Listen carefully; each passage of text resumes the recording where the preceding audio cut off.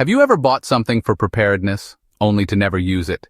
I've been there, wasting nearly $1,000 on gear and food my family didn't need or want. That's why I'm making this video, to help you avoid my mistakes and prep smarter, not harder. We'll break down the biggest lessons I learned, and I'll show you how I'd start prepping from scratch with the same $1,000 budget. This isn't about panic buying, it's about practical, step-by-step readiness for real emergencies. You don't need to buy everything at once. Make a checklist, work through it at your own pace, and focus on steady progress. Let's turn my expensive mistakes into your shortcut to a resilient, clutter-free household. Grab a notepad, let's dive in. So you're thinking about building a food stockpile? That's fantastic. But let me tell you, it's easy to stumble along the way. My first big mistake? Stockpiling food my family wouldn't eat. A classic rookie error. I envisioned a fortress of sustenance, but ended up with a collection of items that gathered dust and took up valuable space. Canned oysters, weird pâtés, things I thought sounded preparedness-y, but had absolutely no appeal to my family's palates. I was so focused on the idea of having emergency supplies that I completely forgot about the practical aspect of actually consuming them. And other emergency foods that just sat there, untouched, slowly marching towards their expiration dates. I was essentially creating a museum of inedible items that just expired on the shelf, a sad testament to good intentions gone wrong. It was a costly and wasteful lesson. The lesson store what you eat what you store. It sounds simple, but it's the golden rule of food preparedness. Build your emergency pantry as an extension of your regular kitchen. Think of it as a slightly larger version of what you already use every day. Stock up on extra pasta, beans, sauces, the staples that form the backbone of your family's favorite meals. Foods your family already enjoys. This ensures that in a stressful situation, you're not also battling picky eaters or unfamiliar tastes. Rotate your stock. Put new groceries at the back, ensuring that the older items are always at the front and ready to be used. Use older items first. This is crucial for preventing spoilage and maximizing the lifespan of your stockpile. This keeps your supply fresh and prevents waste. It transforms your pantry from a static collection of goods into a dynamic, ever-evolving resource. In a crisis, familiar meals are comforting. They provide a sense of normalcy and security when everything else feels chaotic. Don't underestimate the morale boost of mac and cheese or rice and beans. These simple dishes can be incredibly powerful in lifting spirits and providing a sense of well-being. Instead of panic buying, which leads to impulsive decisions and often the purchase of things you don't really need, add a few extra items to your cart each week. Make it a habit, a small but consistent step towards building your reserve. Over time, you'll build a solid, usable reserve without straining your budget. It's a marathon, not a sprint. Focus on calorie-dense, easy-to-prepare foods, things that will provide sustained energy and require minimal cooking. Peanut butter, nuts, dried fruit, these are all excellent sources of protein and healthy fats. Oats and protein bars. Quick, convenient, and packed with nutrients. Avoid expensive survival food buckets, often overpriced and filled with things you might not even like. Try a sample first before committing. Don't invest in large quantities of anything until you're sure it's something you and your family will actually eat. Always consider dietary needs. This is absolutely essential. Allergies, intolerances, or special diets must be part of your plan. Ignoring these could create more problems than you solve. The real goal. A rotating pantry of foods your family loves, a reliable source of nourishment and comfort. Not a bunker full of mystery cans that no one will touch. Let's be honest, those will just end up in the trash. Build a system that works for you every day, not just in a disaster. Integrate preparedness into your lifestyle. That's how you turn a food prepping mistake into a foundation for resilience. It's about creating a sustainable and practical system. Start small, stay consistent, and your pantry will become your best insurance policy. A safety net, a source of security, and a testament to your preparedness. My second mistake, and it was a big one, was hoarding cases upon cases of small water bottles. I thought I was being prepared, stocking up for any potential emergency, but all I ended up doing was cluttering closets with these flimsy bottles. They were constantly leaking, creating a sticky mess, and ultimately just wasting valuable space that could have been used for much more important supplies. It was a hydration nightmare. I wasn't thinking about the real need, the actual amount of water required for survival. The general recommendation is 1 gallon per person per day. So, for a family of 4, that translates to 12 gallons for just 3 days. That's a significant amount of water to have readily available. And trying to meet that need with those tiny individual bottles, it's simply impossible to manage efficiently. You'd need a mountain of them. It's time to ditch the mountain of plastic and embrace a more sustainable and practical solution. Instead, invest in a few large, durable, and BPA-free water containers. This is a much more responsible and effective way to store water long-term. Look for options like 5 or 7-gallon jugs, which are a great size for handling and storage. Or consider stackable water bricks. These are designed to be modular and space-saving, making them ideal for efficient storage in tight spaces. Fill these containers directly from your tap. It's a fraction of the cost compared to buying individual bottles, and it's much better for the environment. The key is to find a system that allows you to store them efficiently, maximizing your available space and keeping everything organized. And don't forget to add a simple but reliable water filter to your emergency kit. This will be crucial if your stored water becomes contaminated or if you need to source water from an outside source. A great option is something like a Sawyer squeeze filter. It's lightweight, portable, and highly effective at removing bacteria and protozoa.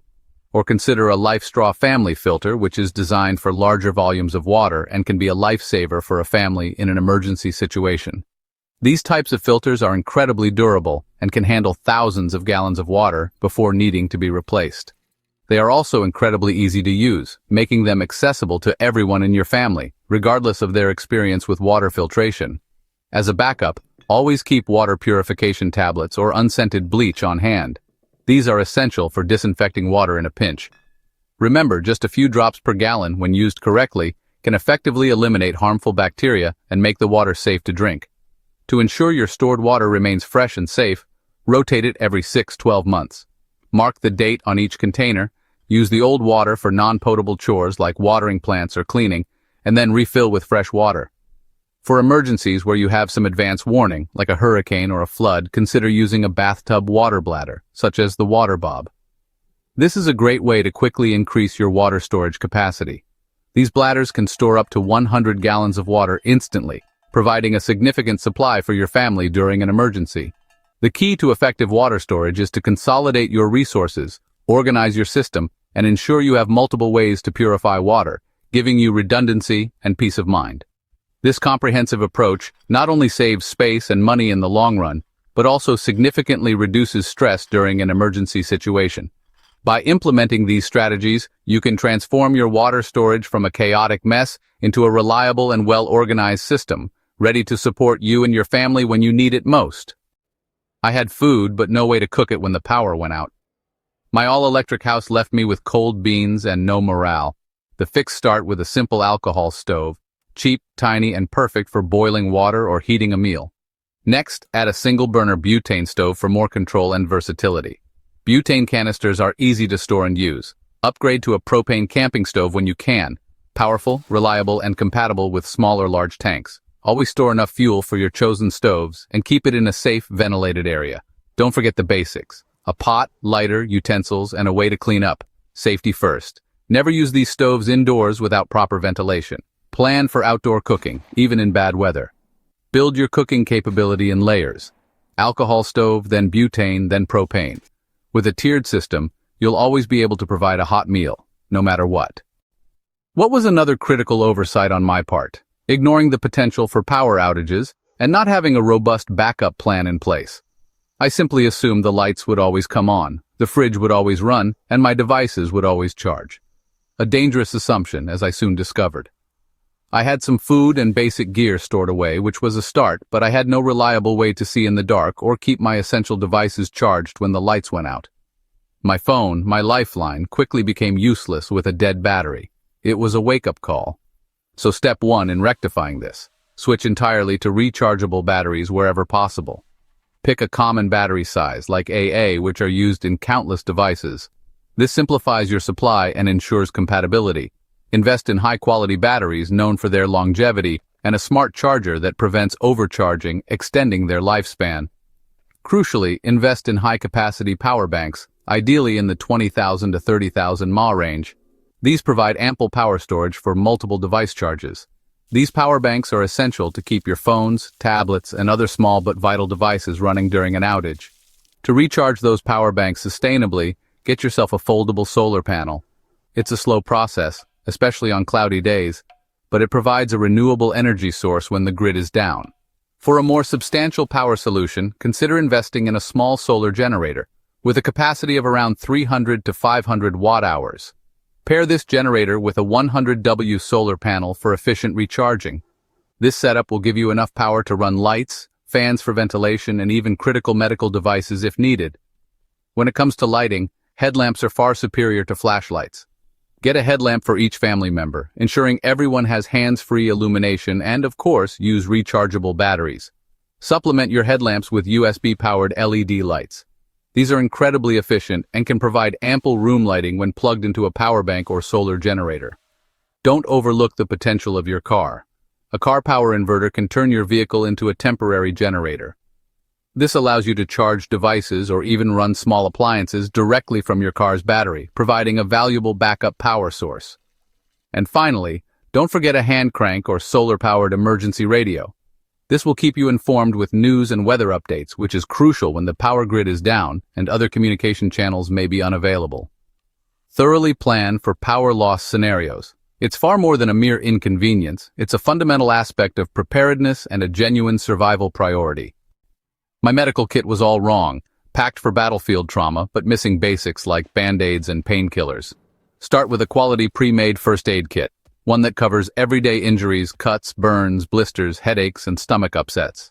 Customize it for your family. Add prescription meds, allergy treatments, and anything specific to your needs. Skills matter more than gear. Take a basic first aid and CPR class. Knowing how to treat wounds or perform CPR is true preparedness. Once you've mastered the basics, consider advanced training like Stop the Bleed for trauma care. Organize your kit with labeled pouches for quick access, bleeding, burns, meds, etc. Maintain your kit check expiration dates and replace used or expired items regularly. Build a practical, comprehensive medical plan. Start with the common, then add the advanced. That's how you're ready for both scraped knees and real emergencies. My last big mistake? Ignoring the need to evacuate. I focused on staying home, but disasters sometimes force you to leave. Fast. Solution: a bug-out bag. Your 72-hour survival kit, ready to grab and go. Start simple, use any backpack you have. The gear inside matters more than the bag itself. Essentials: water bottle, personal water filter, high-calorie snacks, emergency blanket or bivy, lighter, ferro rod, and basic first aid supplies. Add a headlamp, multi-tool, map, compass, extra socks, rain poncho, and gloves. Customize for each family member. Kids need comfort items, adults need tools. Store your bag somewhere accessible, not buried in a closet. Review and update it every 6 months. Rotate food, check batteries, adjust for the season. Building a bug-out bag teaches you to prioritize and pack smart. Don't assume you'll always be safe at home. Prepare to leave if you must. Those are my biggest prepping mistakes and how you can avoid them. True preparedness is about mindset, skills, and adaptability, not just gear. Start small. Keep learning and don't let perfection slow your progress. Share your own lessons and tips in the comments. Let's help each other get better. Thanks for watching. If you found this helpful, subscribe for more practical prepping advice. Next time, we'll cover emergency communications so you can stay connected when the grid goes down. Until then, take care and keep preparing. See you in the next video.